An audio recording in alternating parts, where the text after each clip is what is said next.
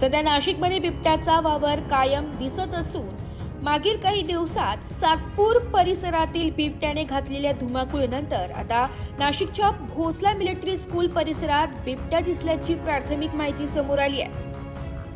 बिबट्या दिसल्याची प्राथमिक माहिती समजताच वन विभागाकडून शोध कार्य सुरू करण्यात आले। खबरदारीचा उपाय म्हणून शाळेला आज सुट्टी देण्यात आलेली आहे। शहरातील भोसला मिलिटरी स्कूल परिसरात बिबट्या असल्याने नागरिकांमध्ये भीतीचे वातावरण पसरले। सदर घटनेची माहिती वन विभाग आणि गंगापूर पोलिसांना मिळताच त्यांनी तात्काळ भोसला मिलिटरी स्कूल परिसरात शोध मोहीम सुरू केली आहे। या स्कूलच्या परिसरात घनदाट गवत व झाडी आहे, त्यामुळे ड्रोन कॅमेऱ्याच्या सहाय्याने शोध मोहीम केली जात आहे। मिलिटरी स्कूलच्या प्रशासनाची चर्चा करून त्यांना खबरदारीचा उपाय म्हणून दुपारचे सत्र रद्द करण्यात आले असून सकाळ सत्रातील विद्यार्थ्यांना देखील सुखरूपरित्या शाळेच्या कॅम्पसमधून स्कूल यांच्या माध्यमातून बाहेर काढण्यात आले।